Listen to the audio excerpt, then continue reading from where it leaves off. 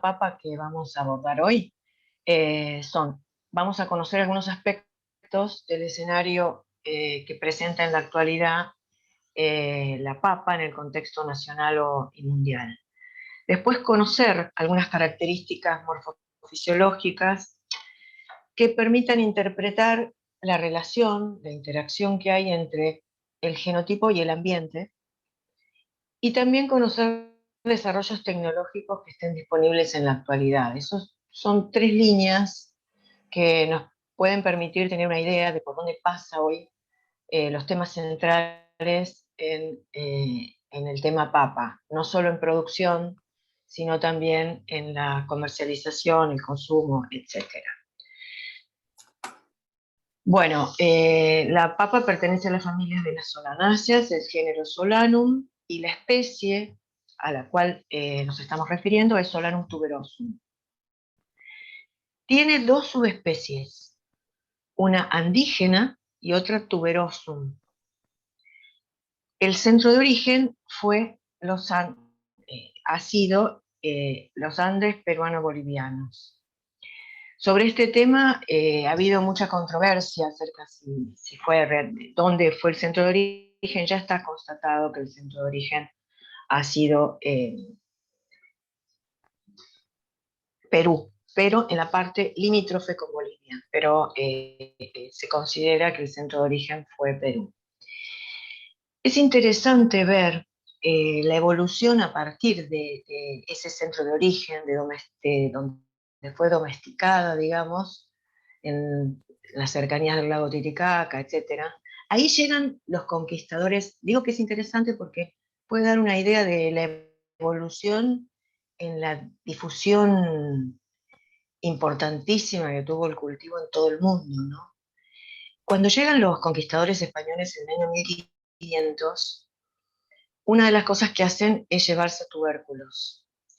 Desde acá ya vamos a tener en claro que la multiplicación, la iniciación del cultivo se hace a través de material agámico, que son los tubérculos de papa. Bueno, los conquistadores se llevan los tubérculos y el primer lugar donde tocan o donde llegan es España, y tratan de cultivarlo en España y en otros, incluso después en otros países de Europa continental. Y es un absoluto fracaso. La verdad que les costó décadas poder encontrarle la vuelta al cultivo de ese material que se habían llevado y que ellos veían que había sido el sustento de todas las poblaciones indígenas del lugar y de la región. Pero ya no le encontraban la manera de poder abordar el cultivo. Y pasa tiempo, bastante tiempo, hasta que después vamos a ver bien el porqué de esto, pero les cuento cuál fue la secuencia simplemente.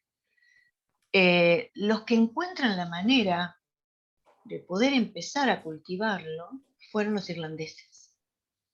Para ellos significó una solución a problemas bastante dramáticos que tenían. En principio eran campesinos sin tierra, entonces tenían que alquilar.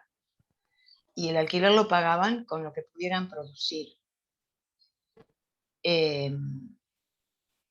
Bueno, y entonces encontraron en la papa un cultivo que les rendía mucho más que otros tipos de producciones.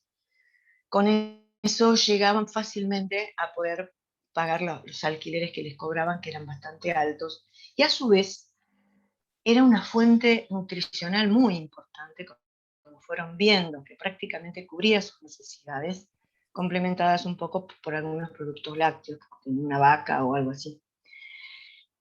Una vez que Irlanda difunde y prácticamente adopta el cultivo como el principal para su nutrición, pasa el tiempo, ya en el siglo siguiente, en el siglo XV o XVI, XVII, empieza una expansión de la papa por el territorio europeo, ya con una adaptación que después vamos a poder interpretar cuál fue, para que los países europeos y del norte de Europa fundamentalmente pudieran adoptar el cultivo. Básicamente Bélgica, Países Bajos, Alemania, Francia, Polonia, Rusia, todos esos países lo adoptaron y fue muy importante, fue casi explosivo, podríamos decir, la adopción del cultivo. En esos siglos, con una ventaja adicional, que fue la frecuencia de guerras en el territorio europeo, y la solución que les brindaba este cultivo para que la nutrición de los pueblos estuviera protegida. ¿Por qué digo esto? Bueno, es bastante conocido que cuando los invasores querían invadir pueblos, lo que hacían era ya sea apropiarse de los cereales almacenados o directamente quemar los cultivos. En el caso de papa, no era tan fácil hacerlo porque no iban a estar desenterrando los tubérculos. Así que eso significó para los pueblos en guerra poder tener una nutrición asegurada desde el punto de vista físico, digo, por dónde estaba almacenada, y también desde el punto de vista nutricional. Bueno, luego de esa expansión por esos países es que ya vuelve, digamos, una papa adaptada a ciertas condiciones a América. Vuelve a Norteamérica y vuelve a Sudamérica. Entonces después, en algún momento de la clase, vamos a tratar de entender cómo fue este proceso, cuál fue la papa que se llevaron los conquistadores y cuál fue la papa que volvió, como para saber de qué se trata la especie y la subespecie que estamos abordando en el gran cultivo, en nuestro país y en el mundo. La papa ocupa el cuarto lugar como cultivo alimentario mundial, después de los que ven ahí, arroz, trigo y maíz. Si sacamos los granos, podemos decir que es el más importante, ¿no? Y los destinos son los que ven ahí. O sea, el destino es como producto en fresco, que es el producto, el tubérculo que nosotros vamos a adquirir a la verdulería, que conocemos más que nada. O también hay un destino importante hoy que es la industria. Y esto ha sido motivado por un aumento importante de la demanda o del establecimiento de las cadenas de comidas rápidas. Entonces ha habido una demanda del producto procesado. El destino industria hoy es un destino muy importante para papa, en el mundo y en nuestro país, como vamos a ver también. Y hay también otros usos, otros destinos, como es la fabricación de almidón, papel, adhesivos, textiles, alcohol, etc.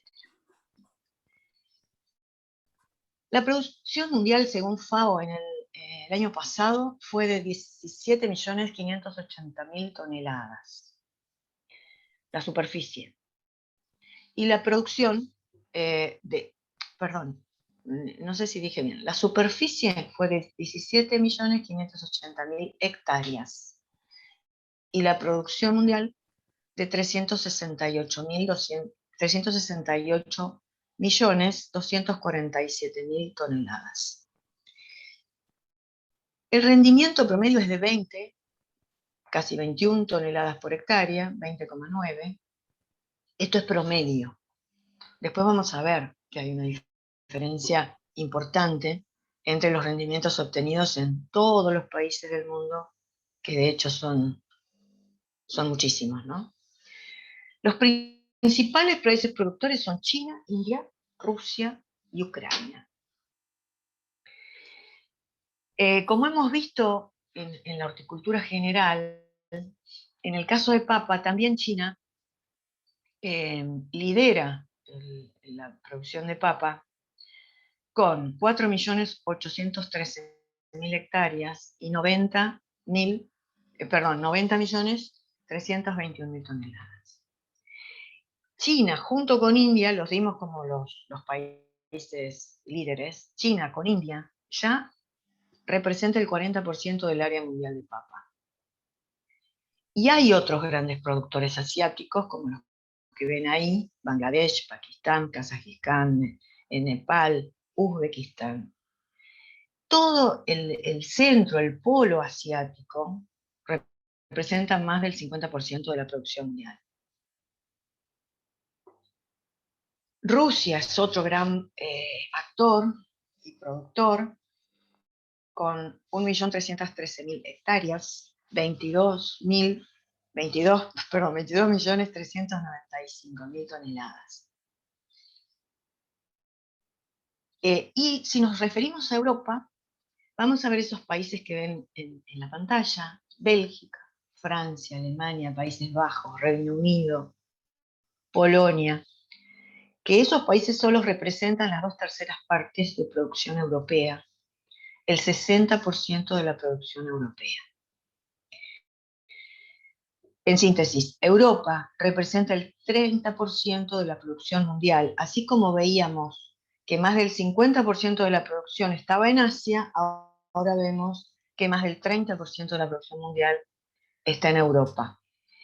Y otro continente que está subiendo paulatinamente, pero en forma sostenida, el tema papa, o sea, está ascendiendo en el escenario de la papa, es África, que actualmente, o mejor dicho, para 2020, se señala que tuvo 1.904.000 hectáreas. Bueno, acá se me dupliqué lo de África. ¿Qué pasa con América Latina? Bueno, en América Latina sobresale Perú, ¿no?, como primer productor, de donde salieron las primeras papas que fueron a Europa. Bueno, Perú sigue siendo el principal productor. En este caso el dato es del 2019, con 5.300.000 toneladas. Fíjense, este mapa es de FAO, pero es del 2014, es un poco menos actualizado que las cifras que les di, pero me pareció importante porque refleja la proporcionalidad, que está señalada por la intensidad de los colores. Y a su vez tiene la escala de los indicadores donde señala cómo está representado cada uno de los colores. Y es lo que acabamos de ver, ¿no? Vemos en la parte de Asia y Europa, y bueno, América del Norte no habíamos dado, pero en América del Norte podemos ver claramente que los grandes actores en el escenario de la papa son Estados Unidos y Canadá. Y también podemos ver que en África, y lo acabamos de decir que estaba, digamos, ascendiendo en el escenario internacional, resaltan Argelia y Egipto. Son dos polos, digamos, que pivotean la evolución del escenario de papa a nivel internacional. Y en América podemos ver cómo sobresale entonces Perú. Ahora tenemos algo más detallado de América del Sur, quiero decir, donde podemos ver incluso bueno, en América del Sur vemos dos actores principales, que son Perú, que ya lo nombramos, y Brasil, que tienen más de 3.689.836 toneladas. Y después vemos segundos actores, como es el caso de la Argentina o Colombia, que están en una franja que va de 1.864.000 y pico de toneladas a 3.689.000 toneladas. Entonces, en esa franja se mueven estos países. Está bueno lo de las franjas porque, digamos, hoy no vamos a ver la evolución histórica, pero los países algún año dan 1.000 hectáreas más, 1.000 hectáreas menos. Bueno, una diferencia en cifras. Entonces, lo importante es ver dentro de qué franjas se mueven. Como les decía, como segundos países veíamos a Argentina, Colombia, y como terceros estamos viendo el caso de Chile, Bolivia, Ecuador y Venezuela. Y después también tenemos en el cuarto lugar a Paraguay y Uruguay. Hoy hablamos de los rendimientos, ¿se acuerdan? Un rendimiento promedio de arriba de 20 kilos, un poquito más de 20 kilos. Bueno, fíjense las diferencias que hay entre los países. Nueva Zelanda está con un rendimiento que casi está por llegar a los 50 kilos por hectárea. mientras que China tiene rendimientos bastante bajos, pero lo que tiene es mucha superficie y mucha producción, ¿no? En este espectro donde vemos los países principales o que se destacan en rendimiento, sin duda son Nueva Zelanda, Estados Unidos y Bélgica, que tienen entre 45, digamos en la franja de los 45 a 50 toneladas por hectárea. Y después vemos otra franja de 40 a 45, donde está Francia, Países Bajos y Alemania. Australia, que también tiene muy buen rendimiento, sin embargo es muy superada por Nueva Zelanda, digo como representante de Oceanía. Y después está España y Argentina, casi ahí más, uno del otro. O sea, Argentina tiene muy buenos rendimientos. Ya vamos a ver que dispone de una evolución interesante en papa. Y bueno, después el resto hay países, por ejemplo, el que les comentaba de África. Fíjense que Egipto está teniendo rendimientos que están superando, por ejemplo, a Chile. Chile es un buen productor de papas, sin embargo, los rendimientos de Egipto están siendo superiores hoy en día. Bueno, ¿qué pasa con el mercado mundial? Digamos, ¿qué pasa con la comercialización a nivel mundial? Ha habido avances muy notables en el sector mundial de papa que han estado dominados por qué? En las últimas 2 décadas, puedo decir, en la última década, pongámosle, o 15 años, porque hay datos que están relacionados con una evolución entre 2007 y 2017. Entonces, bueno, veamos en la última década y media, ha habido avances muy importantes que han estado dominados por el crecimiento en el consumo de papas procesadas, de la industria. Y en este caso hay 4 países, Países Bajos, Bélgica, en Europa, y Canadá, Estados Unidos, en América del Norte, que son los 4 países que son los principales actores que dominan el sector de la industria a nivel mundial. Esto ha sido acompañado aparentemente por el crecimiento en el consumo que ha habido en Asia, Oriente Medio y también Latinoamérica. Las razones serían digamos, un aumento en el nivel de vida, digamos, una mayor demanda relacionada con este factor. No sé si en todos los continentes señalados por igual, pero bueno, en Asia sí se ha visto que el nivel de vida de la población asiática ha significado un aumento en el consumo de hortalizas y también de hortalizas procesadas, en este caso. Bueno, en el caso que vemos de papa industria, se han hecho estudios, este estudio del 2019, pero referido a datos del 2017, donde se ve precisamente lo que acabamos de señalar, que hay, digamos, que el consumo de papas procesadas está relacionado con los ingresos per cápita de los países, el ingreso bruto per cápita.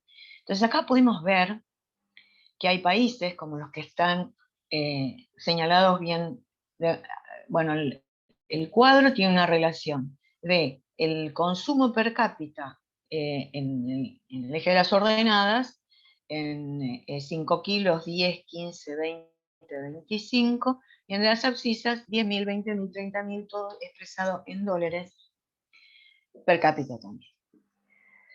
Entonces, los países, en general los países que tienen un ingreso superior, tienen también un consumo superior. Fíjense que el Reino Unido tiene más o menos como 19 kilos per cápita.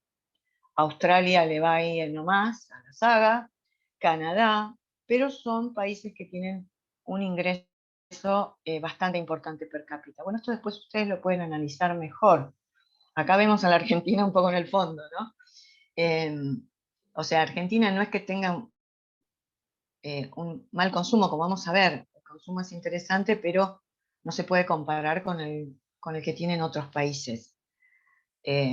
Digamos, si bien el consumo de la Argentina no está tan discriminado en cuanto a lo que es papa, sí se puede discriminar, pero quiero decir, los datos más accesibles no están discriminados en lo que es papa de industria o papa consumo. Acá está señalado el consumo papa industria, que sería, según este gráfico, de unos 3 kilos por habitante año.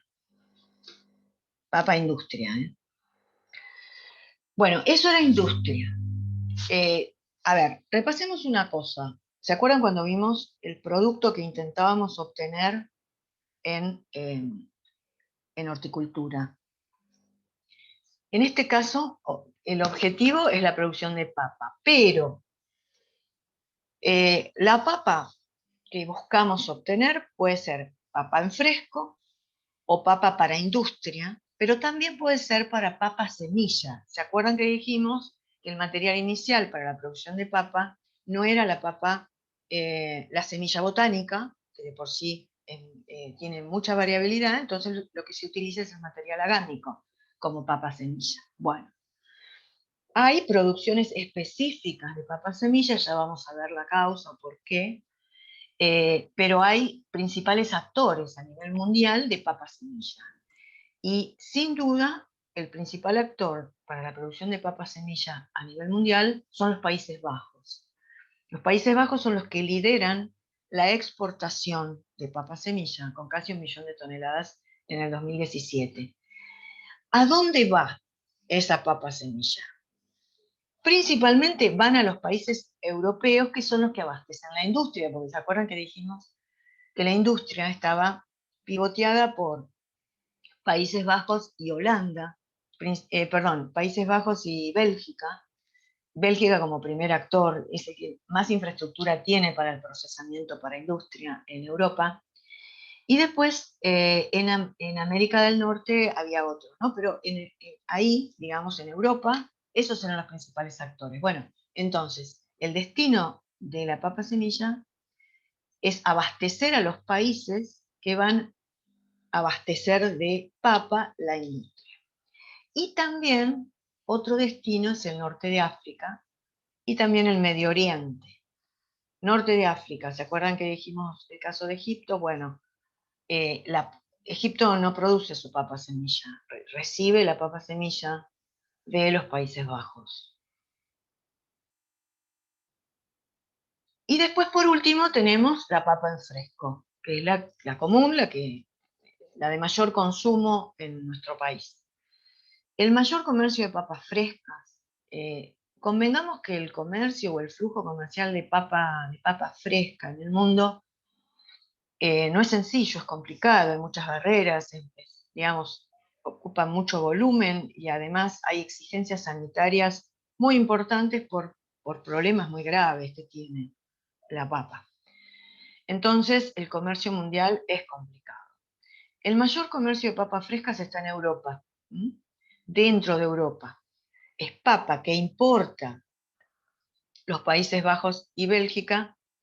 Eso, digamos, el movimiento que hay de papas dentro de Europa es la papa que producen los países europeos para alimentar las industrias que están establecidas en Bélgica y los Países Bajos.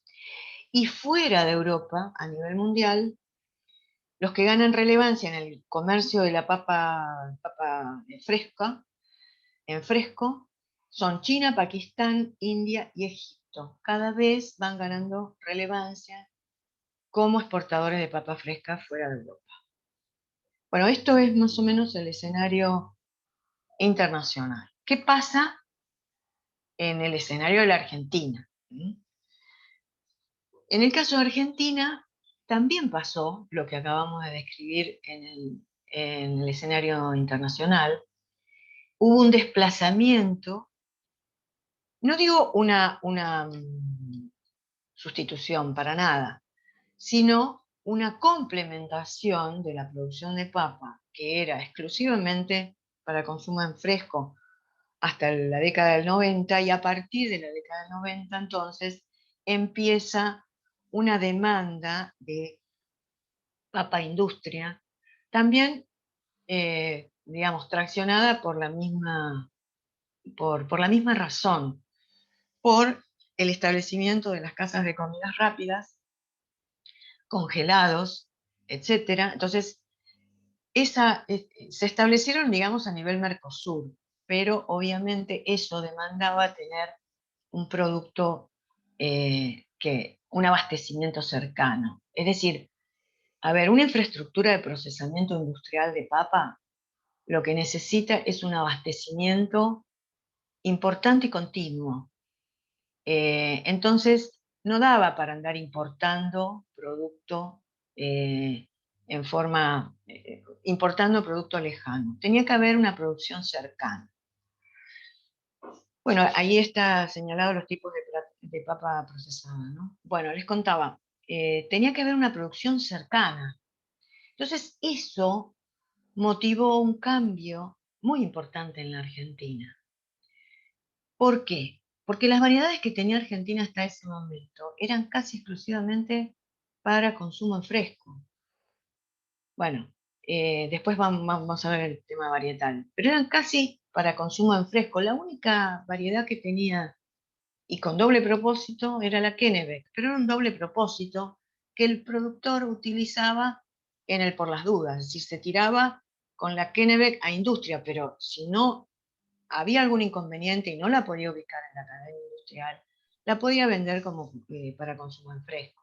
No había una producción de papa enfocada exclusivamente a la industria. Entonces, esto supuso un cambio muy importante. ¿Por qué? Porque había que incorporar nuevas variedades, pero para eso había que conocerlas, observarlas, evaluarlas. En este caso, el rol del INTA fue fundamental, sobre todo el INTA Balcarce. Evaluarlas y después había que producir esa semilla, ¿no? Que como vamos a ver, no se puede producir en cualquier lado, no se puede producir en zonas de papa consumo, para ser más claros. Entonces, eso supuso todo un cambio que también estuvo vinculado a la producción. Esas variedades que eran evaluadas también significaba que había que darle la tecnología de producción adecuada para optimizar los rendimientos. ¿Qué significaba? Fertilizantes, riego, equipos de mecanización del cultivo, ya sea para implantación o cosecha, etcétera, etcétera. Todas esas tecnologías relacionadas tenían que ser puestas a punto. Y todo eso significó un gran cambio que se operó entonces en los últimos años a partir de la década del 90. ¿Cuál es la situación de producción actual? En el año 2020, la producción de papa ha sido de 2,85 millones de toneladas y más de la mitad de esa producción ha sido obtenida en el sudeste de Buenos Aires. El consumo el año pasado subió. Este consumo que está expresado ahí es también del 2020. Se ha resaltado últimamente este dato. ¿Por qué? Porque también el consumo de papa fue variable. No sé, hace 30 años había un consumo de 70 kilos por habitante año. Pero después fue bajando porque también fue cambiando la dieta de los argentinos. Al principio las hortalizas eran solo papa, pero luego fue cambiando, fue diversificándose la dieta. Y bajó, llegó a estar en 40 kilos por habitante año y después fue subiendo, estuvo en 60 kilos por habitante año bastante tiempo. Por eso, esto es una evolución que fue variando. Pero, ¿por qué es importante esta cifra? Porque el año pasado el consumo de papa logró superar otro consumo que en Argentina es muy icónico, que es el de carne.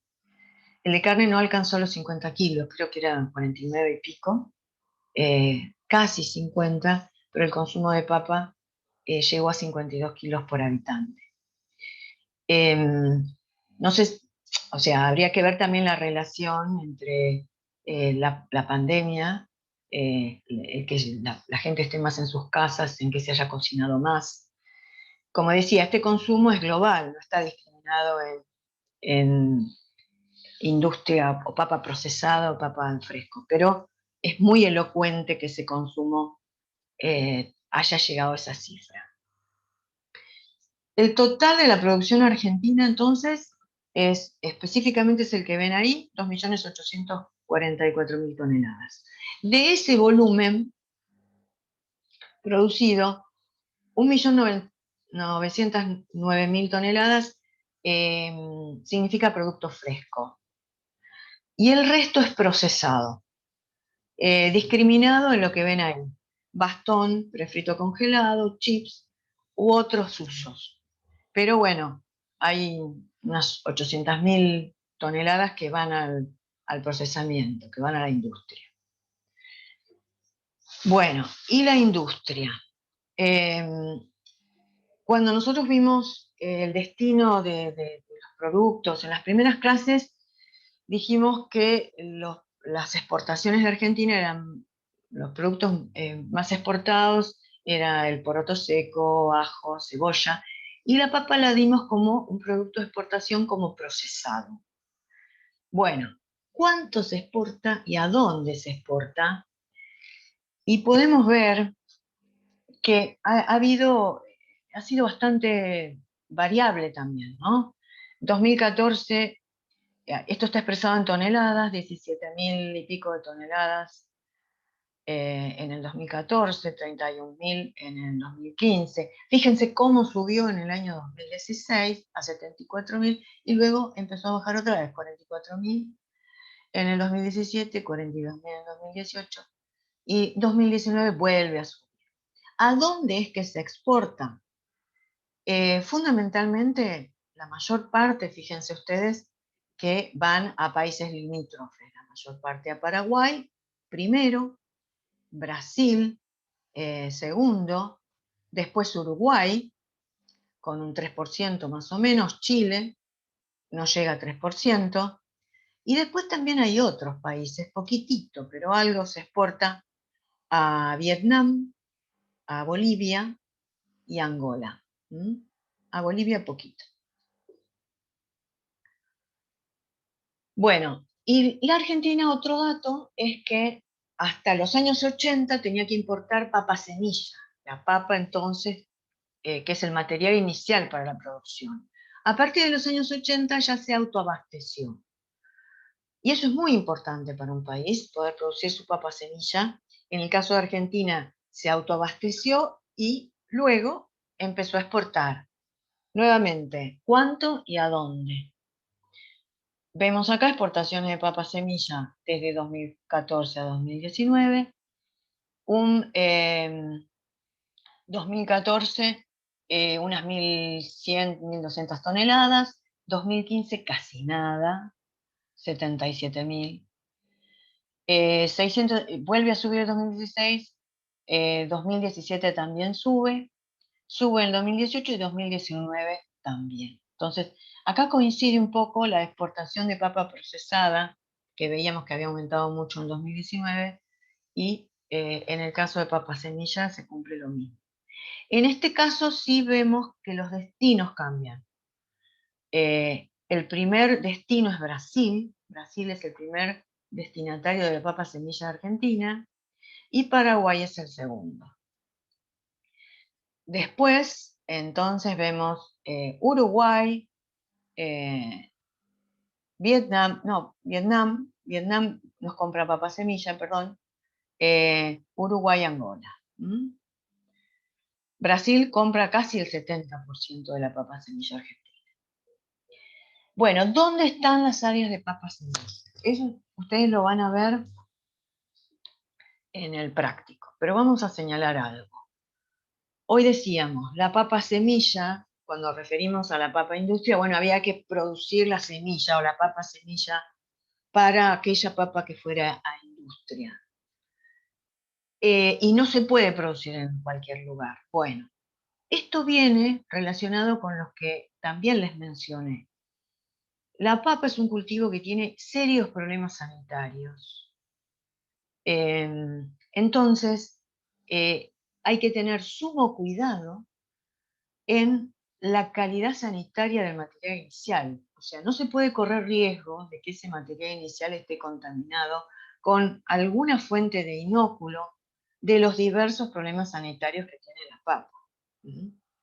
Ustedes recordarán de fitopatología que tenía numerosos problemas sanitarios relacionados con hongos, tizón tardío, tizón temprano. De hecho, el tizón tardío fue el que provocó la gran hambruna de Irlanda, ¿no? En el siglo XIX.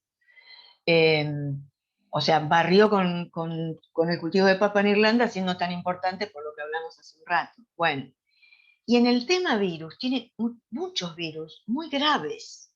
Y esos virus son transmitidos, la mayoría de ellos, por insectos vectores. Entonces, se corre serios riesgos que una cercanía de producción de papa semilla con papa consumo, en este caso la papa consumo, esté contaminada y pueda ser fuente de inóculo de la papa semilla. Entonces, lo básico en considerar en las regiones que produzcan papa semilla es que reúnan ya sea condiciones climáticas adversas para esas enfermedades, que eso es lo que se da en zonas de altura, como se da en algunas de las zonas que podemos ver acá en amarillo, son todas zonas de altura, o zonas lo suficientemente aisladas, como es el caso de la zona de Buenos Aires, zona diferenciada de papa semilla, que hay en Tres Arroyos, González Chávez y San Cayetano, que está suficientemente aislado del resto de la producción de papa consumo, o que esté en zona de altura, que no esté contaminado. Bueno, ¿quién determina la ubicación de esta papa? ¿Quién determina la ubicación de las zonas diferenciadas de papa semilla y quién las controla? El Instituto Nacional de Semillas, que es el INASE. El INASE establece las zonas, fija las pautas junto con los actores que van a producir en las regiones de papa semilla y luego controla mediante muestreo y análisis que esa papa esté en condiciones de comercializarse. Luego entonces, esa papa, como ya van a ver después al estudiarlo en más detalle en el práctico, va destinado a la producción. ¿Va destinado a la producción de qué? Va destinado a la producción, ya sea de papa consumo o de papa industria. En realidad, bueno, en el caso de Buenos Aires, es el que más es la región de papa semilla que abastece en mayor medida para ¿cómo es? Para la papa destinada a la industria. Se pueden hacer papas semilla para industria en cualquier zona. Estamos diciendo que en este momento la zona de diferencia de papa semilla de Buenos Aires es la que produce mayor cantidad de papa semilla destinada a la industria. Y estas son las zonas donde se produce papa para consumo en fresco.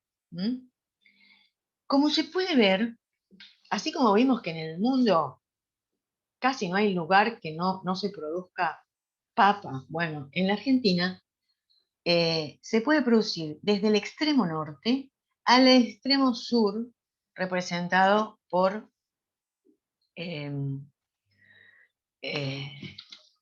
Tierra del Fuego. O sea, no hay limitante, digamos, hay manera de producir papa a lo largo y a lo ancho del país. Esto no significa que todos los lugares estén en condiciones de abastecer el mercado nacional. Esto da la idea de que la geografía y condiciones ecológicas de la Argentina brinda la posibilidad de producir papa.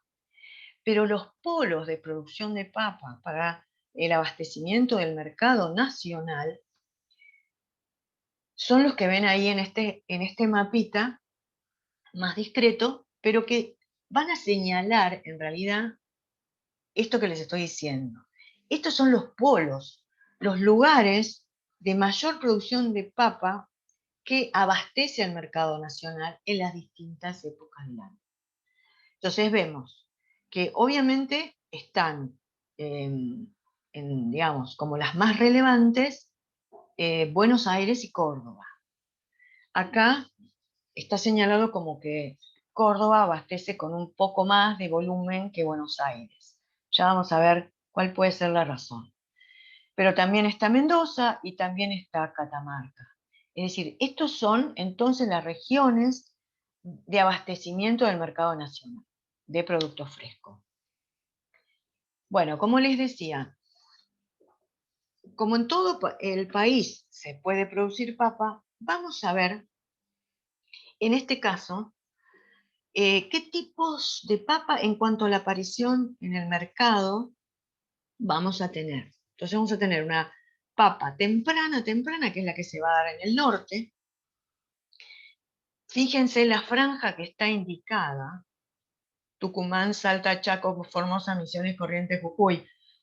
Es como que hacemos una franja en el norte del país y está cubierta por esas provincias. En ese caso, la plantación se va a verificar en junio-julio y la comercialización se va a hacer en septiembre-octubre. Es la papa más temprana que hay en el país. Es la papa que se le llama pelona. Capaz que ustedes se acuerdan de haber comprado papa y que se le saliera la piel, por eso se llama pelona. Ya vamos a ver cuál es la causa de esto. Pero esa es la papa más temprana que hay, que entra en el mercado nacional. Y se puede producir en toda esa franja que ustedes ven ahí. ¿Cuál es el epicentro? Tucumán. Después está la papa semitemprana, que es la que le sigue, digamos, en la aparición en el mercado nacional, que podríamos señalar una franja que es más intermedia en el país, donde está Córdoba, Buenos Aires, Mendoza, Santa Fe, Tucumán. Cuando hablamos de Buenos Aires, hay que señalar que no se trata del sudeste de Buenos Aires, en este caso, sino la zona norte de Buenos Aires, ¿eh? General Belgrano, Saladillo. Esa es una zona de producción de papa semitemprana en Buenos Aires, que es diferente a la otra. En este caso, la plantación se hace en julio-agosto y la comercialización se hace en noviembre-diciembre. Vamos a ver entonces que ya vamos teniendo una comercialización en septiembre-octubre de la temprana en el mercado nacional, a la cual le sigue noviembre-diciembre de la semitemprana. Y luego viene la semitardía. Acá sí, acá entonces es la papa del sureste de Buenos Aires. Si hacemos una línea, vamos a imaginar que hacemos una línea horizontal desde Mendoza hasta Buenos Aires. Bueno, tanto Mendoza como Buenos Aires. Y después, bajando por toda la Patagonia, toda esta zona, esta región, tiene el perfil que está indicado ahí. Se implanta en octubre-noviembre y luego tiene ya a partir de enero la aparición en el mercado nacional. Fíjense durante cuántos meses. Hasta prácticamente octubre del año siguiente ya se da la comercialización, porque tiene ciertas propiedades del tubérculo que les permite durar en la comercialización. No olvidemos entonces este perfil que entonces cubre desde Buenos Aires, Mendoza, todo hacia la parte patagónica, esa que veíamos en el mapa. Y también hay que señalar otra cosa. En las zonas de papa semilla, ya sea las de altura y la de Buenos Aires, la zona diferenciada que señalamos, también tiene este esquema. plantación octubre-noviembre, comercialización a partir de enero hasta octubre. Y luego la tardía. Esta época tardía, donde van a ver que se implanta en febrero y la comercialización se da desde junio a noviembre, fíjense dónde se da. Es Córdoba, Buenos Aires, Santa Fe, Tucumán.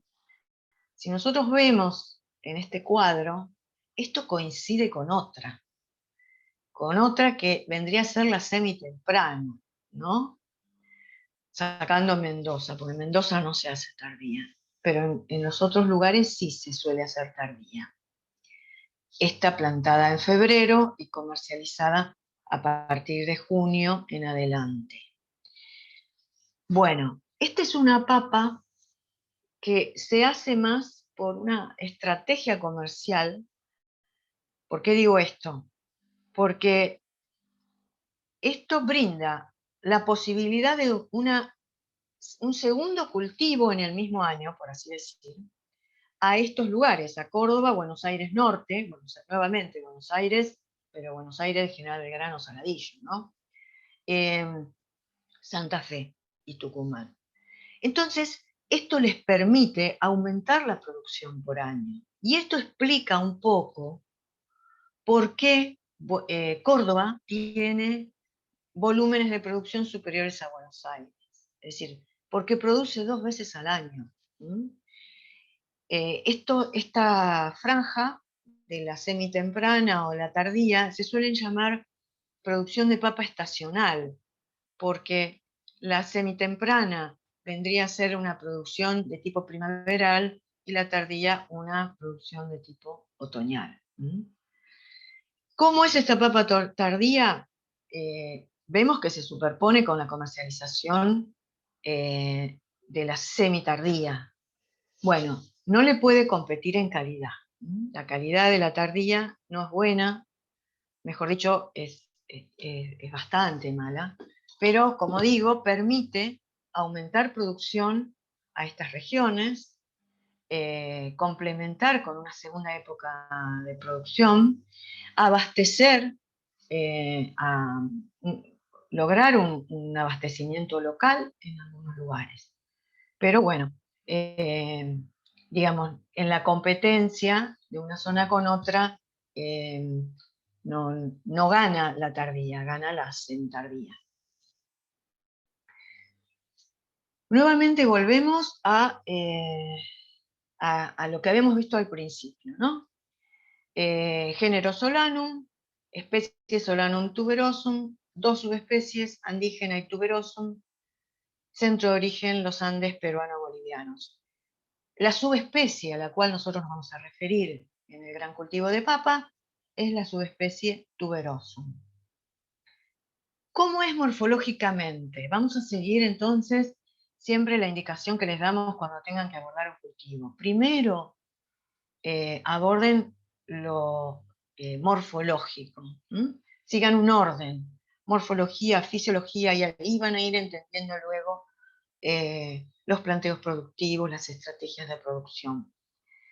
Bueno, en este caso, la planta de papa en el cultivo se comporta como una planta herbácea, anual, que como vamos a ver, tiene unas raíces que son raíces caulinares, salen del tallo, son raíces fibrosas, muy ramificadas y bastante superficiales. Después tiene un tallo más o menos recto, puede ser en parte decumbente, tiene una longitud de 40, 60 centímetros, 50 centímetros a 1 metro.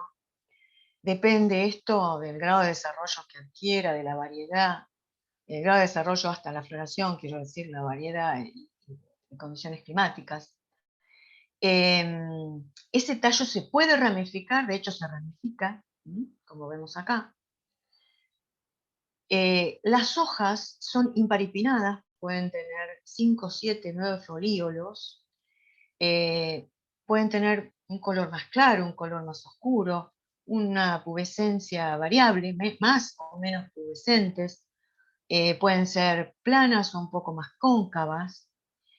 Y después vemos las flores, la inflorescencia. La inflorescencia es en racimo, las flores son hermafroditas, como vemos aquí, hermafroditas, pentámeras, gamosépalas, y tienen una coloración que es variable. Esto es notable también. Hay variedades que tienen flores blancas y van hasta el púrpura. Pueden ser celestitas, más moraditas, más púrpuras. Y después el fruto es una baya que es del tamaño más o menos de un tomate cereza, una cosa así. Es una bayita bilocular, que bueno, como les decía, tiene como 300 semillas internas. La semilla no se usa para la multiplicación o para la iniciación del cultivo. Acá se puede ver, perdón, vamos a volver porque me olvidé de cosas muy importantes. A ver.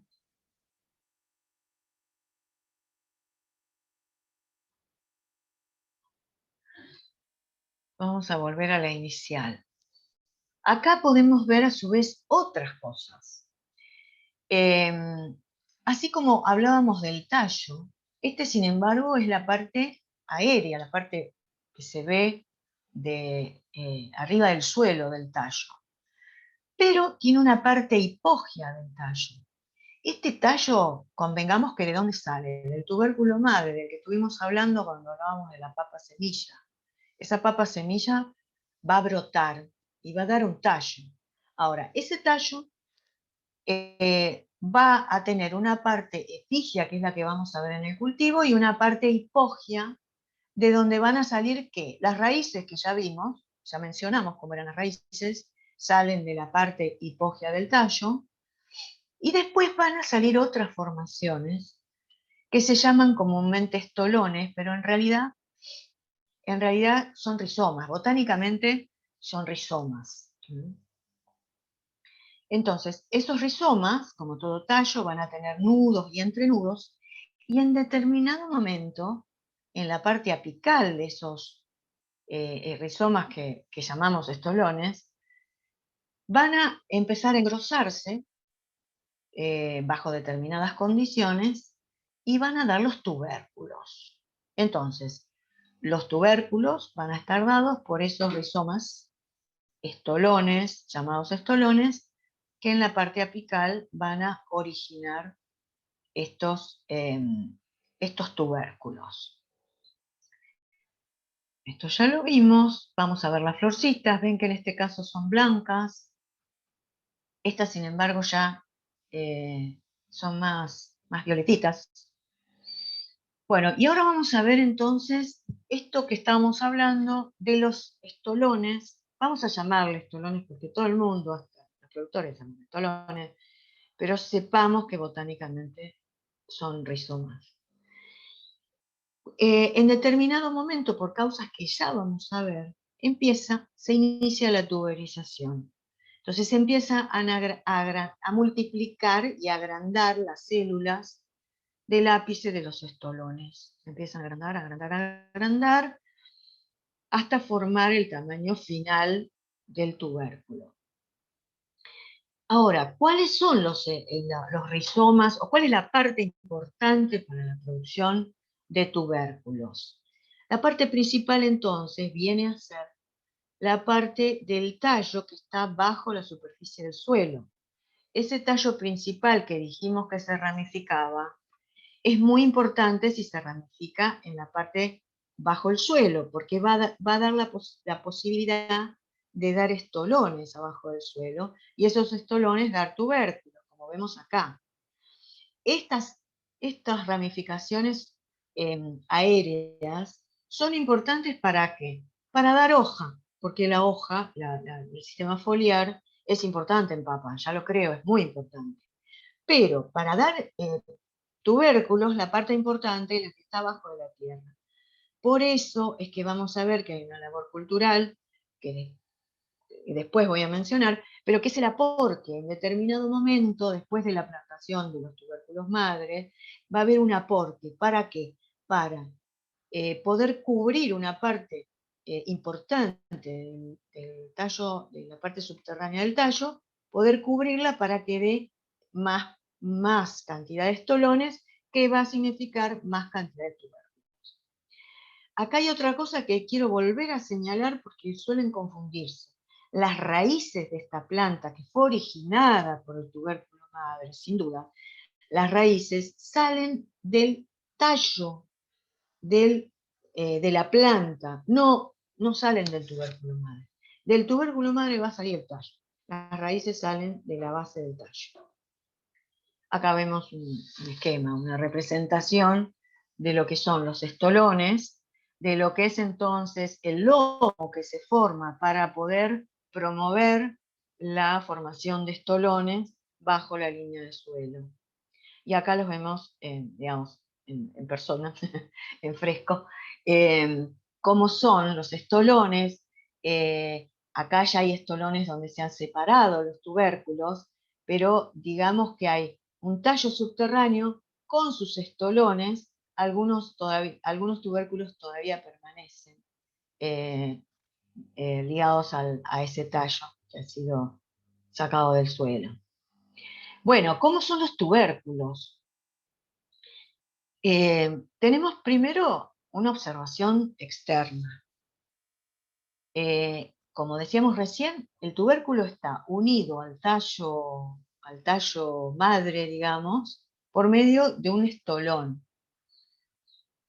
Entonces, hay acá una parte de unión que se llama talón, que cuando esto se separa, deja una marquita. Después, si tienen en su casa alguna papa, fíjense, porque esta marquita queda. Lo que pasa es que no se fija, pero queda como una cicatriz, la cicatriz de separación del tubérculo al estolón. Y después tiene otro extremo, este extremo es el extremo, este es el extremo proximal, digamos, y este es el extremo distal. En el extremo distal es donde se concentran la mayor cantidad de yemas. Porque, a ver, no nos olvidemos que esto es un tallo modificado, o sea, hay un tallo, un rizoma, que es un tallo, que en determinado momento, por algunas causas, empieza a engrosarse, se engrosa y forma el tubérculo. Pero ese tallo transformado, engrosado, tiene o va a mantener las características de los tallos, que son la presencia de yemas axilares. Estas yemas axilares se pueden ver, se pueden apreciar, se les llama cejas, porque están, digamos, en determinadas marquitas donde están las yemas axilares, que según la variedad van a tener una distinta distribución. Pero en general se cumple que en el extremo distal del tubérculo es donde va a haber mayor cantidad de yemas axilares. Y distribuidos a su vez uniformemente en el tubérculo están las lenticelas responsables del intercambio gaseoso.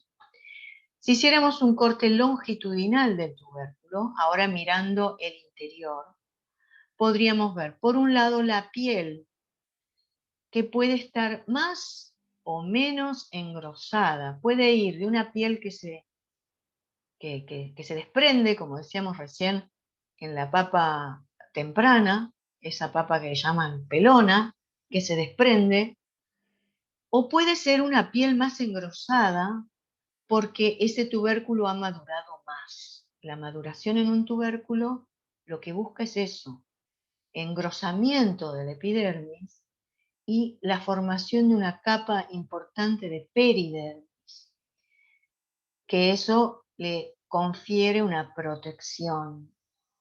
Que bueno, esa protección, ¿se acuerdan que ustedes ya vieron el curado? Se favorece más incluso con el curado. Pero ya con un proceso de maduración, esa piel logra ser engrosada a una buena capita de peridermis. Luego tenemos internamente la médula. El tejido medular es el tejido más interno, y ese tejido medular entonces va a limitar internamente al parénquima de reserva.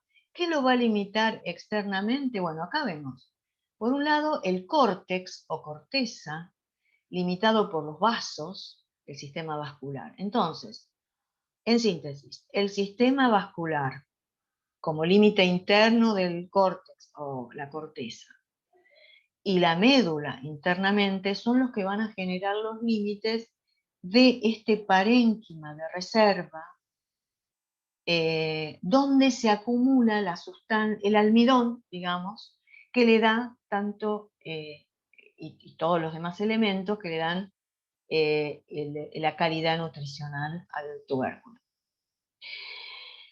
¿Qué es esto que vemos? Que a ver si se entiende. Esto, la línea inferior corresponde a la superficie externa del tubérculo. Es como si estuviéramos viendo esto. En determinado momento, este tubérculo, que ahora vamos a tratar un tubérculo madre, este tubérculo madre en determinado momento va a brotar. Y va a brotar, y como veíamos en aquel esquema donde veíamos la planta, esa planta tenía todo, tenía tallo, tenía raíces, tenía estolones. Bueno, todo eso va a tener que ser formado a partir del tubérculo madre. Entonces, estos rudimentos que vemos acá son los rudimentos que se forman cuando brota el tubérculo madre. Este, que es el más evidente, es el rudimento de tallo principal. Este es el más evidente. A su vez, tiene que haber rudimentos radiculares. Hay otros rudimentitos, formaciones incipientes acá, que son los que van a formar las raíces. ¿Se acuerdan que decíamos que las raíces salen del tallo principal? Y a su vez tiene que haber rudimentos de estolones, o rigurosamente llamados rizomas, para que den luego los tubérculos. Entonces todo esto tiene que ya estar planteado desde la brotación del tubérculo madre. Y esto es es la representación de esto. Acá podemos ver en un tubérculo que nuevamente decimos, ¿se acuerdan que decíamos que las yemas van a estar más concentradas en el extremo apical? Bueno, este es el extremo apical, por lo tanto la brotación se va a dar más en el extremo apical, y si ustedes observan, digamos, acá es evidente que este brote, este rudimento es el de tallo principal. Y acá vamos a ver, estos rudimentitos, unos van a ser para raíces y los otros van a ser para estolones. Entonces, tubérculo madre que ya se lo ve arrugadito, ¿por qué? Porque toda esta brotación va a estar sustentada por las sustancias de reserva que tenga el tubérculo madre. ¿Dónde? En el parénquima de reserva que acabamos de ver. Bueno, ahora sí, todos esos caracteres morfológicos que vimos van a sustentar un funcionamiento, ¿no?, de la planta en estos estados de desarrollo que vemos señalados acá. Brotación, crecimiento vegetativo, iniciación de la tuberización, crecimiento de los tubérculos y madurez. Esta es una representación. Estos estados son los estudiados o señalados por el ingeniero Bouso de la Facultad de Ciencias Agrarias de la Universidad del Litoral, que son bastante elocuentes de los estados de crecimiento en papa. Primero teníamos el tubérculo semilla, que empieza a brotar, como vimos recién, y vemos que en el estado de crecimiento 1 van a aparecer y a desarrollar los tallos aéreos y las raicitas. En el estado 2 ya van a aparecer, van a continuar brotando los tallos aéreos, las hojas. Bueno, lo que es importante que les señalé anteriormente es que el estado 1, o sea, la brotación, va a estar sustentada por las reservas del tubérculo madre. El estado 2 ya va a estar. Hasta cierto punto va a continuar el tubérculo madre abasteciendo este desarrollo foliar, desarrollo de raíces y ya va a haber desarrollo de estolones. No le den importancia a lo de los tubérculos porque todavía no se iniciaron los tubérculos. Es más que nada raíces y estolones. Toda la parte aérea va a haber un gran desarrollo foliar. En el estado 3 ya no tenemos tubérculo madre para abastecer, aunque esté en el dibujito, ya todo va a estar abastecido por la actividad fotosintética de las hojas. Entonces va a continuar el desarrollo de los estolones y de raíces. Todo este sistema entonces va a estar, digamos, en pleno. Pero se va a iniciar la tuberización. Y ese inicio de la tuberización también va a estar relacionado con la aparición de las flores. Entonces, eso ya vamos a ver que es un indicador de que el proceso de tuberización está en marcha. Proceso de iniciación de la tuberización y de desarrollo de los tubérculos, crecimiento de los tubérculos. Hasta que después, finalmente, ya los tubérculos adquieren el tamaño máximo y lo que le falta es madurar. ¿Qué era madurar? Era mejorar, engrosar la superficie, la epidermis, para que sea una epidermis más gruesa, una peridermis, que lo pueda proteger más de agentes externos. Volviendo a la papa pelona, después vamos a ver que lo que pasa con la papa que se le sale a la epidermis es que esta etapa de maduración no la cumple porque se cosecha antes. Acá entonces, cuando se da la etapa de maduración de los tubérculos, ya vamos a ver un decaimiento de la planta, ya vamos a observar un decaimiento, que no es solamente observar un decaimiento en cuanto a que haya decumbencia en la planta, sino que hay un amarillamiento, etcétera, etcétera, como vamos a describir. Entonces, en el estado 1 de crecimiento, el de brotación, vamos a ver un desarrollo de los brotes desde el tubérculo semilla, ¿no? Y un crecimiento inicial aéreo. Después vamos a ver la emisión de también vamos a ver la emisión de las primeras raíces en la base de los brotes. En el estado de crecimiento 2, crecimiento vegetativo, como decía, hay un activo crecimiento aéreo. Se emiten y se expanden las hojas, hay una expansión foliar desde los brotes. También vuelvo a repetir, es importante la ramificación de los tallos porque da más hojas, y eso es importante en papa para la fotosíntesis, y también hay crecimiento de raíces y rizomas. Recuerden que una parte de todo este estado es sustentado por el tubérculo madre y otro ya por el crecimiento foliar, por el sistema foliar. El estado 3 indica la iniciación de los tubérculos. Comienza con el inicio del engrosamiento de la punta de los rizomas. Esto ya lo habíamos visto, se empiezan a engrosar. Es un periodo corto este inicio del engrosamiento de los rizomas, pero es muy importante tener en cuenta y ya vamos a ver por qué. Es un periodo cortito. Una vez que se inicia ese crecimiento, de la iniciación de la tuberización, los tubérculos empiezan a crecer. Las células entonces se multiplican y se expanden. Para eso se acumula agua, nutrientes, carbohidratos, por eso vamos a ver la importancia de la disponibilidad de agua para el cultivo de papa, la relevancia que tiene toda la innovación en riego que ha habido en el cultivo, porque es estratégico, es decir, queremos que los tubérculos, si se pretende que los tubérculos se expandan, tiene que haber una disponibilidad de agua en ciertos momentos y este es uno de ellos.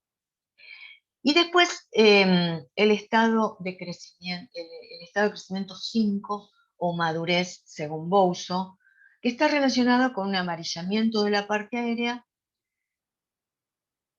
Vamos viendo que hay un decaimiento, como les decía, pero un amarillamiento. Se empieza a amarillar, se empiezan a caer las hojas, hasta que finalmente la parte aérea muere. Esto indica la madurez.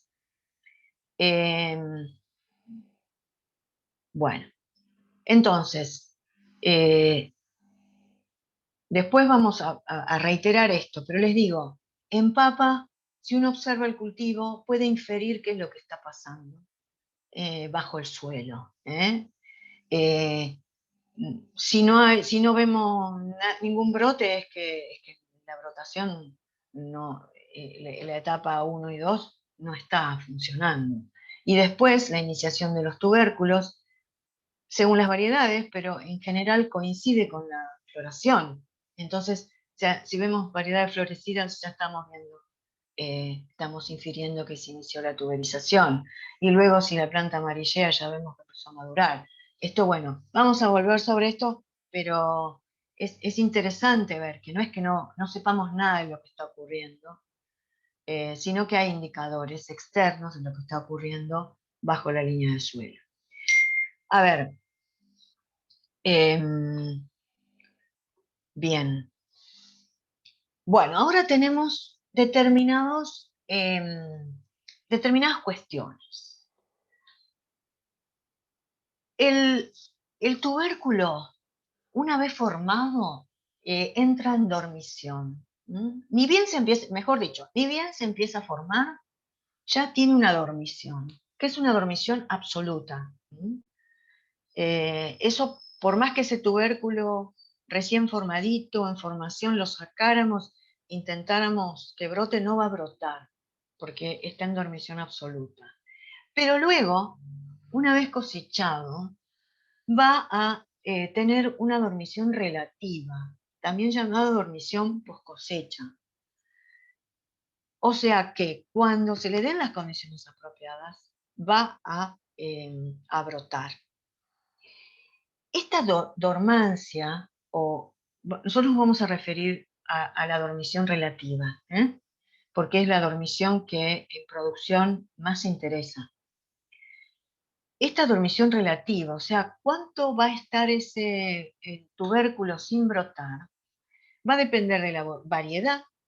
Hay variedades que tienen una dormancia mayor, otras un periodo de dormancia muy corto, o también condiciones de crecimiento y de almacenamiento.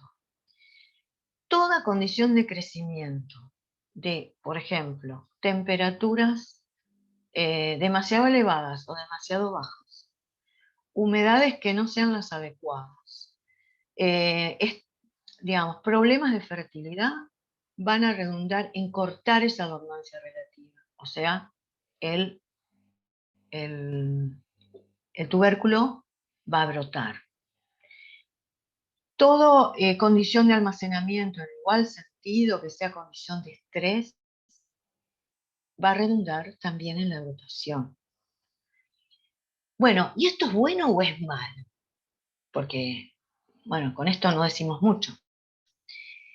La dormancia o el reposo, la dormición relativa en papa es importante porque es lo que va a posibilitar un almacenamiento, el transporte de los tubérculos, el poder disponer de esos tubérculos hasta que sea el periodo adecuado para la plantación. O sea, lo que se busca es una dormición relativa, o sea, que ese tubérculo tenga una dormición relativa que me permita determinar yo cuando es necesario que brote, no que brote solo. Por eso, en realidad, casi todos los tubérculos que se utilizan en la Argentina cuando se cosechan,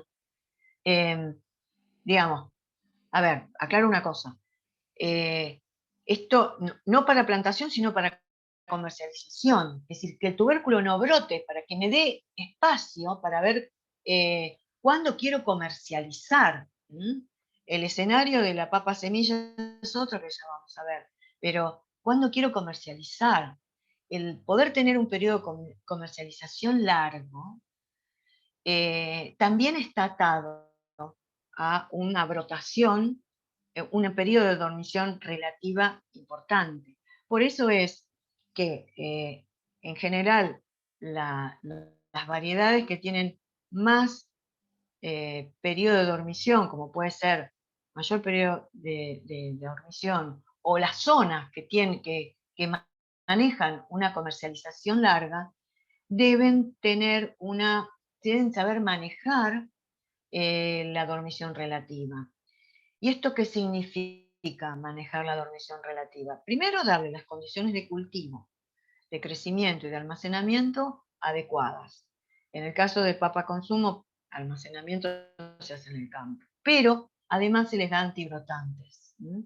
Para que permitan aumentar ese periodo de dormición. Estamos hablando siempre entonces de dormición relativa. Los daños a los tubérculos también cortan el estado de dormición relativa.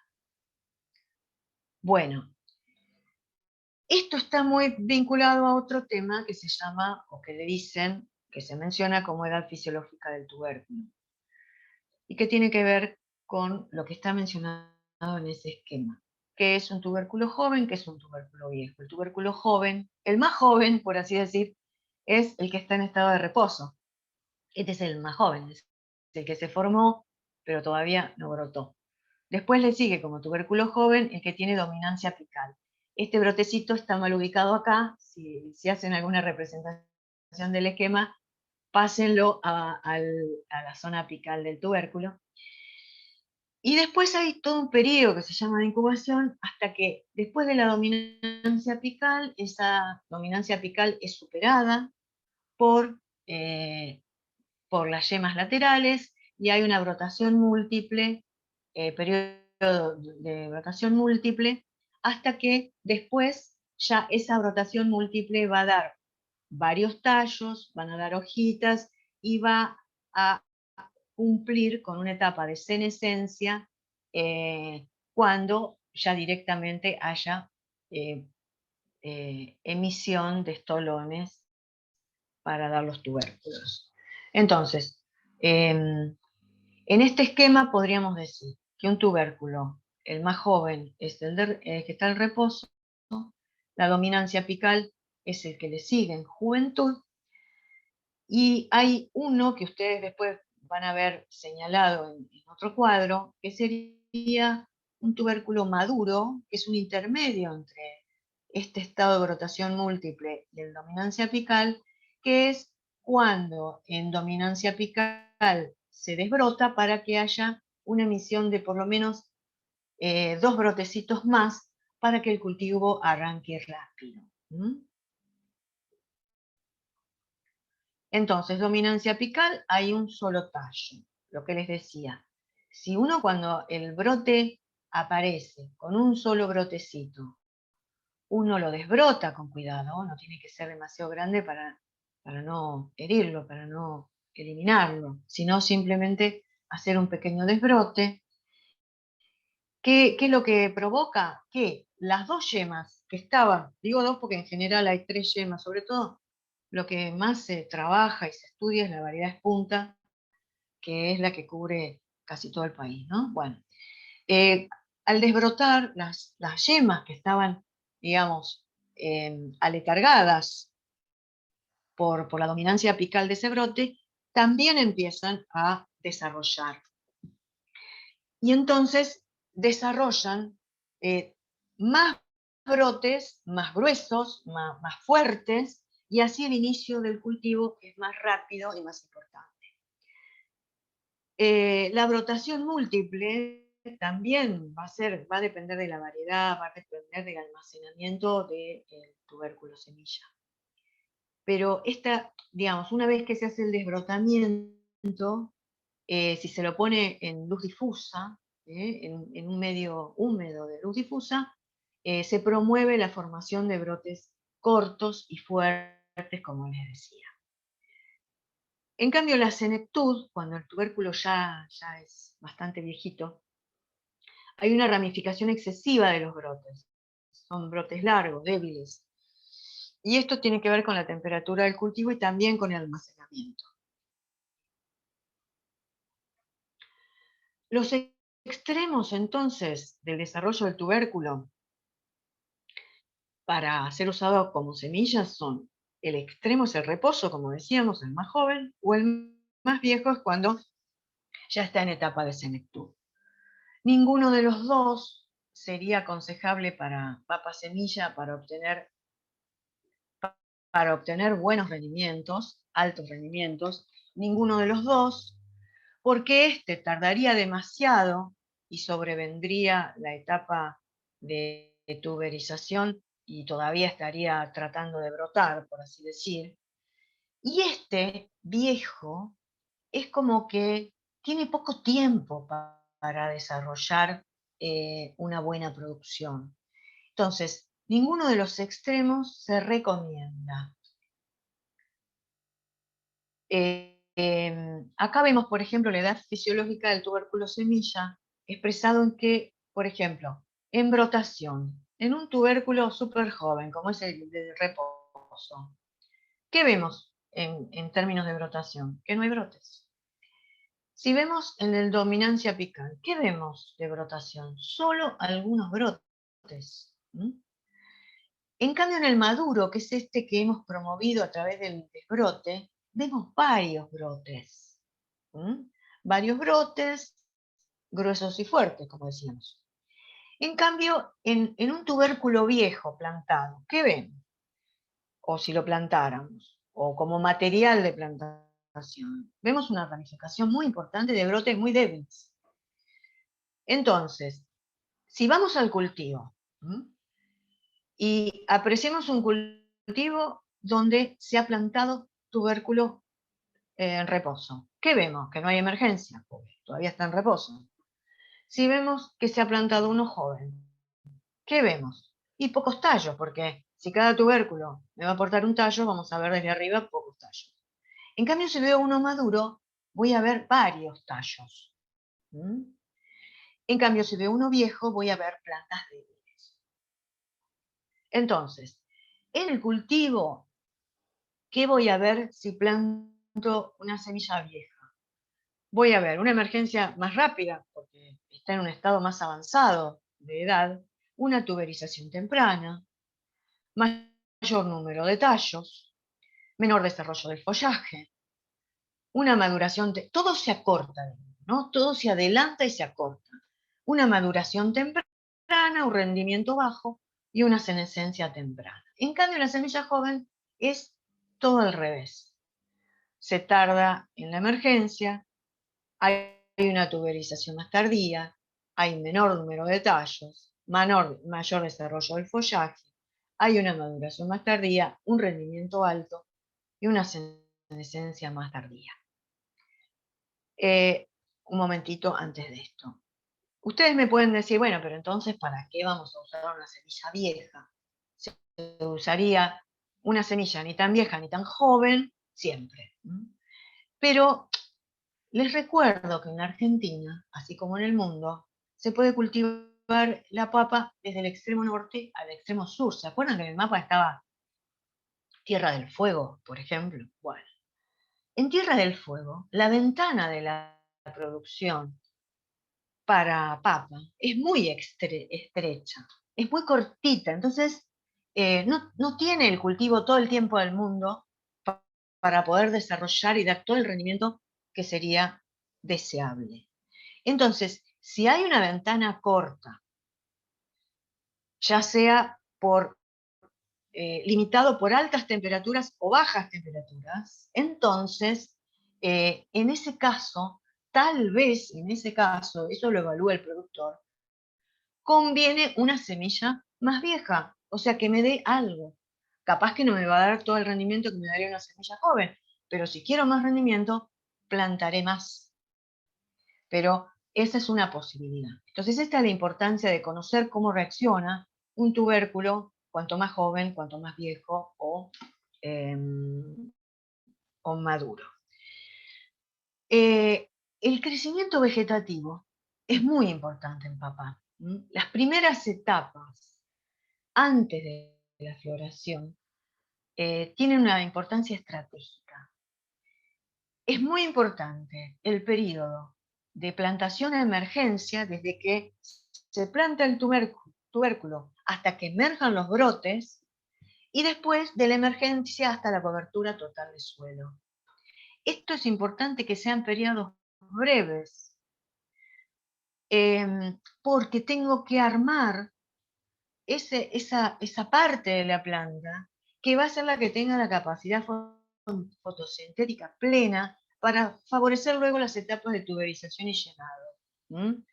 Entonces, esto indica que no tengo todo el tiempo del mundo. Por eso es que decíamos que un tubérculo en reposo no conviene en muy joven ni en dominancia apical, porque tengo que acortar los periodos de plantación a emergencia y de emergencia de cobertura de suelo. ¿El objetivo cuál es?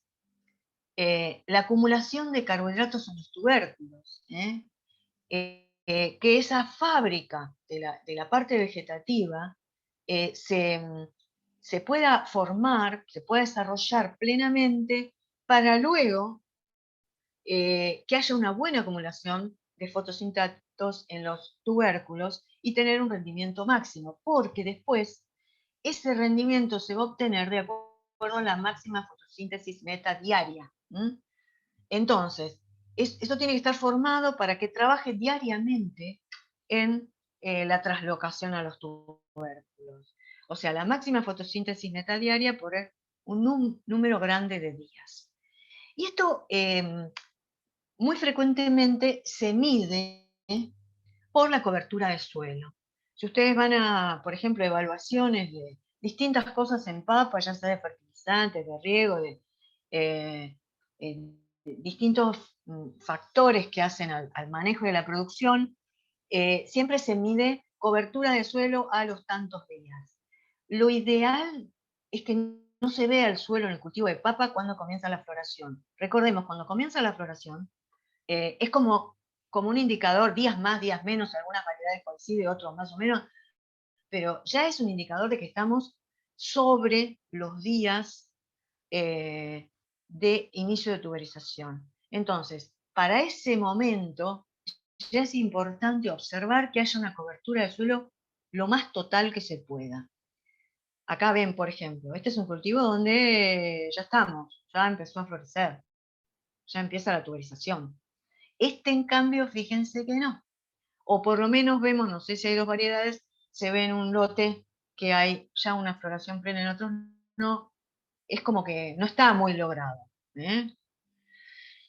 Entonces, ese es un factor importante. Y los factores vendrían a ser densidad de plantación, hay que ajustar bien la densidad de plantación, los nutrientes y el agua para favorecer. El agua en las primeras etapas es muy importante.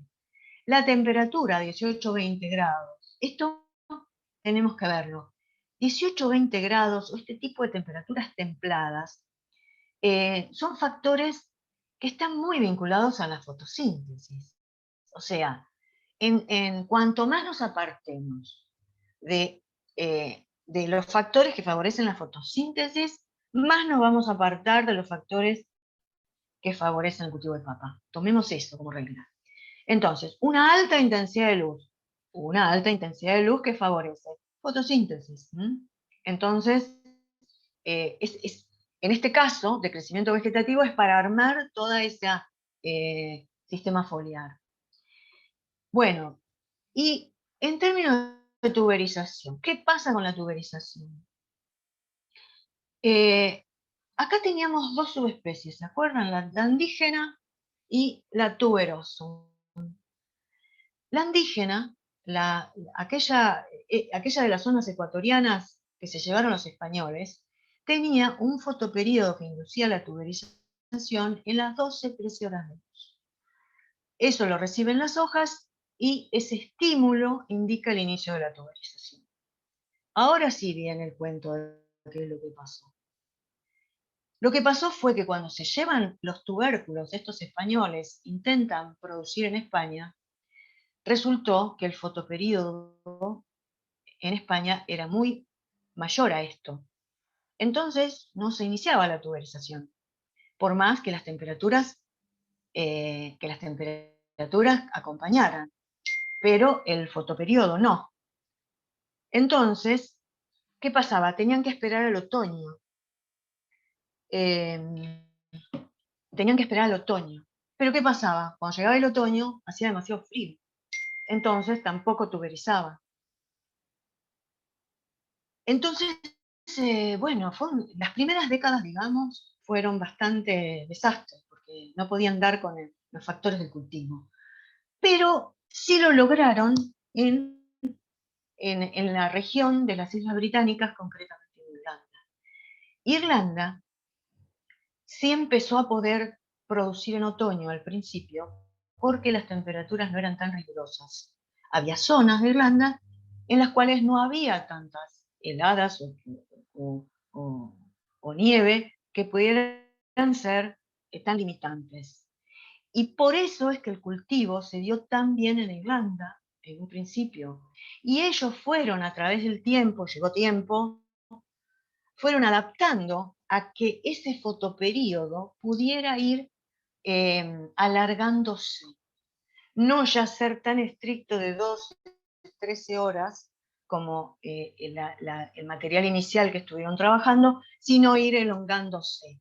Cuando logran esto, es que entonces la papa se distribuye por todos los países del norte de Europa, porque tienen fotoperiodos largos, eh, pero en la época adecuada, que era cuando, en la época estival, tenían que hacer coincidir entonces en la época estival eh, con las temperaturas de la época estival con el fotoperíodo. Y esto se logra.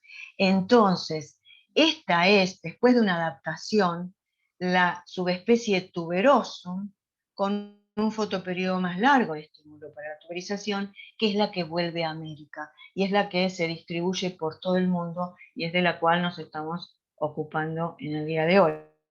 ¿Mm?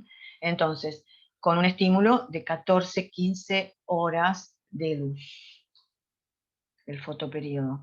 Fotoperiodo más corto que este valor crítico, pero es un poco más de horas. Entonces, se recibe el estímulo con un fotoperiodo más corto que el valor crítico, puede ¿cómo es? Tuberizar. Acá quiero aclarar algo que muchas veces se preguntan. ¿Qué pasa con la papa andina? La papa andina puede tuberizar, por ejemplo, en Buenos Aires.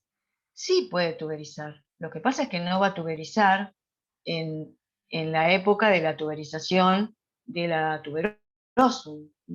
Va a tuberizar en otoño. Y acá sí puede tuberizar en otoño, porque las temperaturas no son rigurosas, son templadas. Pero va a tener que esperar a que el fotoperiodo esté por debajo de este fotoperiodo. No sé, si después no se entiende, me preguntan. Entonces, para la tuberización, ¿qué factores vemos? El fotoperiodo, inicialmente la temperatura que acompaña, la radiación. Es muy importante siempre la radiación. ¿Por qué? Porque va a ser la que favorezca la translocación de elementos de fotoasimilados a los tubérculos. En cambio, el nitrógeno no, o sea, el nitrógeno es un factor adverso. El nitrógeno favorece la parte aérea, pero un exceso de nitrógeno en el periodo de tuberización obstaculiza la formación de los tubérculos. Entonces, lo ideal son fotoperiodos cortos, alta radiación. Con esta fórmula, con esta combinación, hay una alta tasa de transporte de fotoasimilados desde las hojas al resto de la planta. Y bueno, y después tenemos entonces el crecimiento de los tubérculos, que va a depender de la duración del periodo de crecimiento. Cuanto mayor sea el tiempo que puedan crecer, aumenta el rendimiento, el tamaño de los tubérculos.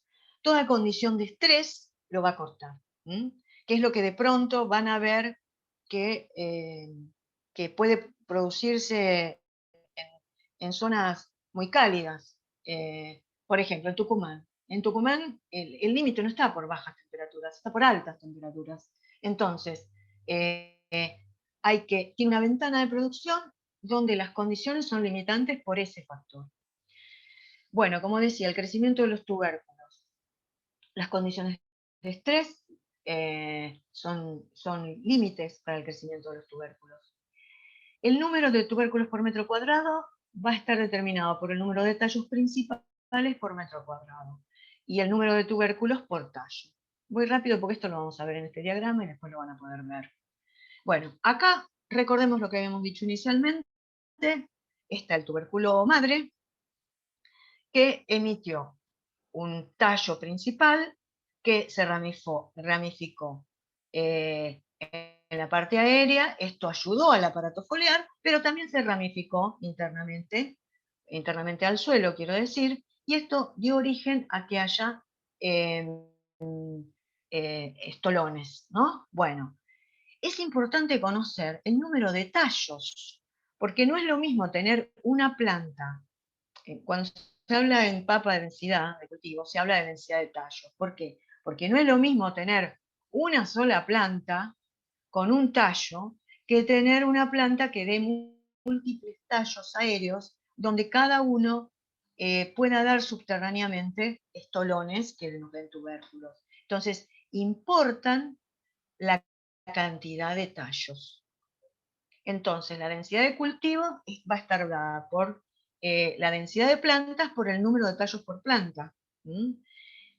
Ahí es donde vamos a ver sobre el suelo el número de tallos por metro cuadrado. Entonces, el efecto sobre el número y tamaño de los tubérculos va a estar determinado por estos indicadores. Entonces, con menor densidad de tallos, se va a tener más número de tubérculos por tallo, seguro, pero menor número de tubérculos por metro cuadrado y por hectárea. Entonces, esto hay que tenerlo en cuenta, porque es importante tener una densidad de tallos adecuada. ¿Y cuál es la densidad de tallos adecuada?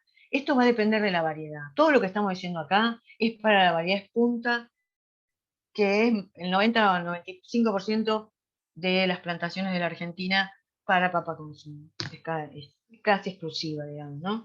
Entonces, la densidad de tallos recomendada por metro cuadrado es de 15. Bueno, si son 15 tallos por metro cuadrado, tendríamos que ver cuáles son las cantidades de brotes por tubérculo que nosotros pretendemos. Entonces, serían 3 brotes por tubérculo, esto nos da 5 tubérculos.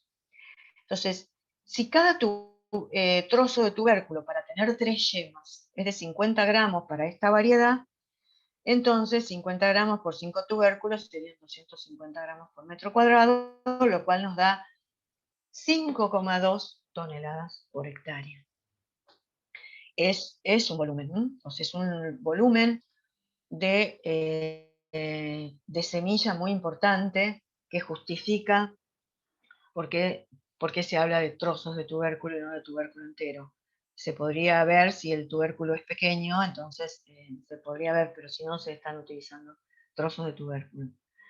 Bueno, para el manejo de cultivo se hace una preparación del suelo, o sea, acá hay que acumular agua en el perfil, por lo que dijimos recién, que es importante tanto en la etapa de crecimiento vegetativo como después en la tuberización y crecimiento de los tubérculos. Control de malezas, ustedes pueden ver en un desarrollo de numerosos herbicidas en papa. Hay que lograr la descomposición de materia orgánica. Hay que acondicionar bien ese lomo donde se va a dar el crecimiento radicular. Hay que refinar bien la tierra. Bueno, esto es un lomo típico con un cultivo que se iniciando la brotación. Hay sistemas tradicionales y sistemas mejorados, no convencionales. El tradicional consta de un arado de rejas, cinceles, rastra de arrastre, disco, diente, cultivadores. Bueno, en cambio, los no convencionales, digamos, toda la innovación en papa vino por lo que decíamos hoy al principio, que son sistemas que se incorporaron cuando hubo un desarrollo más importante de papa industria. Cinceles, rastras rotativas accionadas por la toma de fuerza, formación de camellones, todo hecho digamos, en una sola operación. Todo esto se empezó a usar en las últimas décadas, digamos. En la plantación, la más común, la más típica es la plantadora de cangilones, que consta de una tolva con cangilones, con cintas, que van depositando la papa en el surco. Ya no se usa más las plantadoras de pinches que herían el tubérculo. Esto siempre se trata de evitar en papa por cuestiones sanitarias. Y después están otros sistemas más innovadores, sobre todo para papa industria, que son, como les decía, plantadoras donde se hace toda la operación en una misma, todo digamos, todo en una misma operación. Se pasa una reja, después están los que hacen las camas de plantación con rotativas, hay dos surqueadores grandes a los costados y van los plantadores atrás. ¿Qué tratamiento se hace a la semilla? Se corta en trozos de igual tamaño para que haya una mejor distribución de los tallos, distribución de los tallos, ¿sí? Se los trata con cal para que no se peguen. Hay una prebrotación para brotes cortos, como ya dijimos. Se los pone en luz difusa, 18-20 grados. ¿Cuánto? Bueno, 18-20 días, incluso se los pone hasta en bolsas, pero en luz difusa, 3-4 días y ya están para la siembra. Labores culturales. Tenemos la fertilización, el riego, las escarrilladas y los aporques. Ya señalamos la importancia del aporque, tratamientos fitosanitarios, defoliación. Esta es una labor que se da siempre, digamos, en la papa para semilla. ¿Por qué? Porque ya cuando la papa, cuando ya se sabe que ha formado el tamaño adecuado, que es cuando la planta ya empieza un poco a amarillar, se la puede defoliar para no correr riesgos de picoteo de insectos vectores de virus. Entonces directamente se las defolia para no correr riesgos. Bueno, acá hay fotos de cultivos donde podemos ver lo homogéneo de la floración y por lo tanto un estado de tuberización ideal, con una parte aérea bien formada. En cuanto a nutrición podemos ver el nitrógeno es importante en todo el cultivo, pero vemos que en la tuberización hay que aflojar un poco porque puede ser contraproducente. En cambio, el fósforo es muy importante en los primeros estadios y el potasio al final. Hay momentos críticos del cultivo en cuanto a riego, que es el inicio de la tuberización, entonces, y el llenado.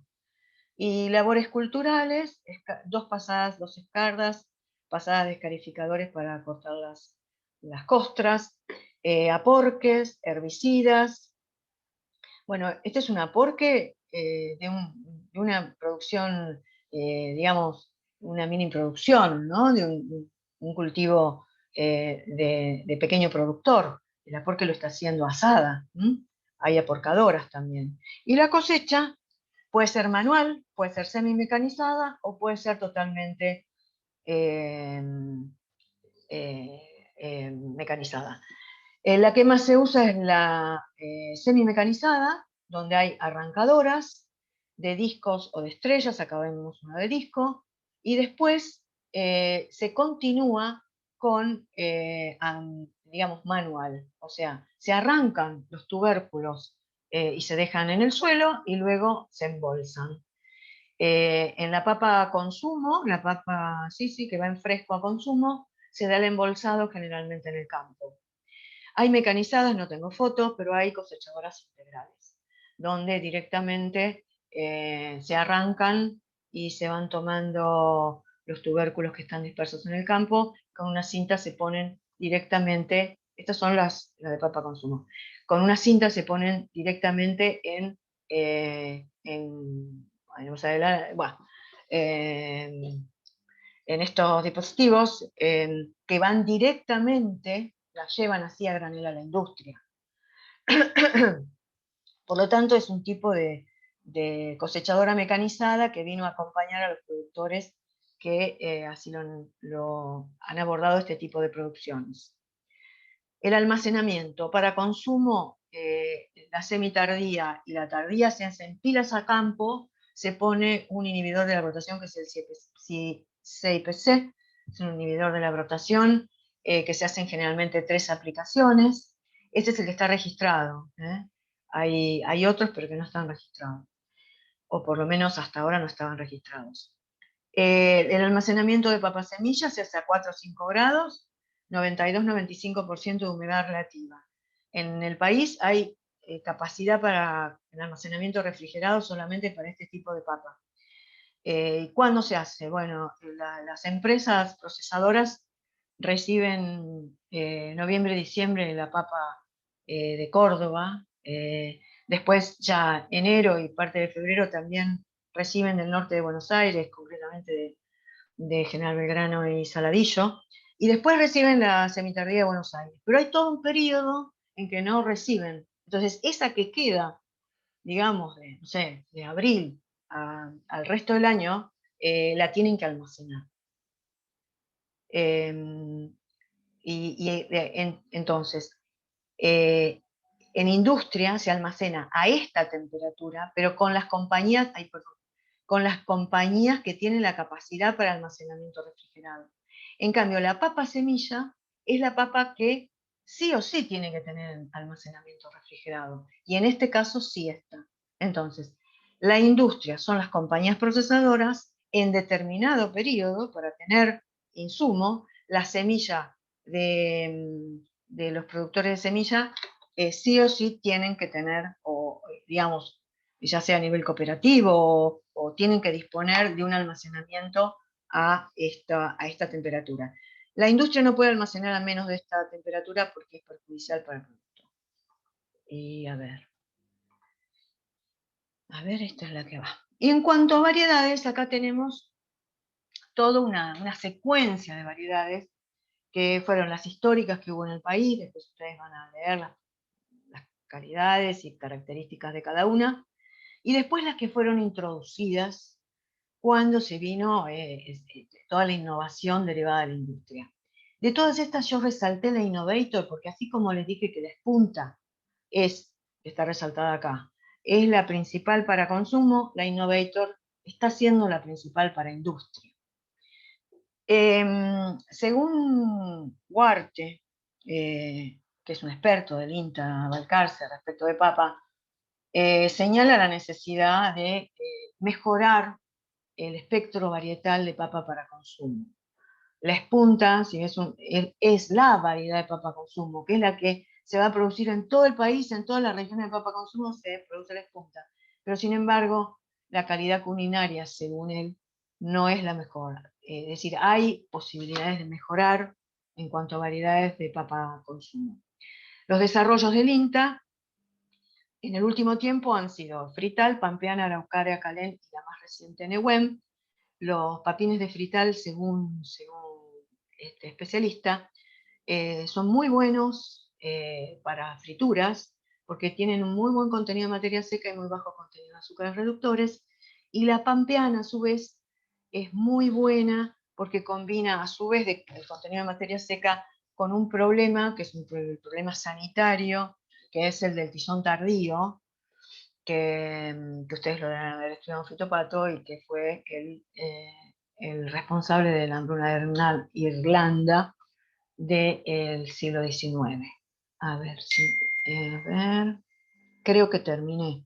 Entonces, si hay alguna pregunta, fíjense, algo que no haya quedado claro o no sé.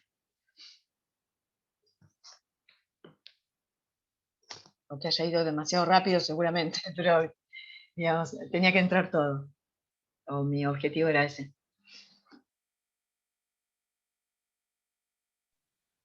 Ahí tenía una pregunta con respecto cuando se trozan los tubérculos.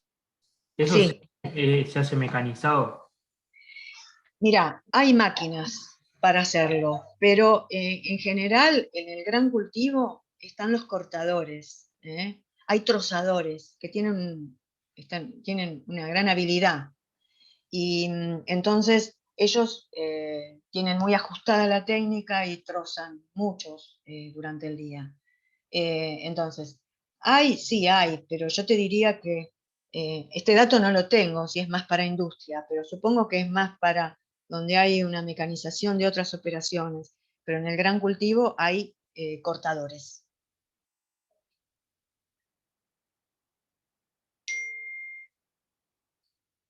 También es cierto, esto lo debo resaltar, lo que se recomienda no sería cortar, sería, digamos, la papa semilla, tener tubérculos más pequeños, ¿m? De manera de no tener que trozar, no tener que pasar eh, ese paso tan complicado sanitariamente.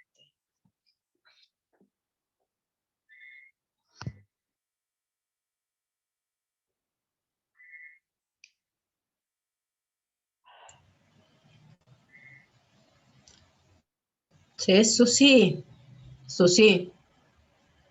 Sí.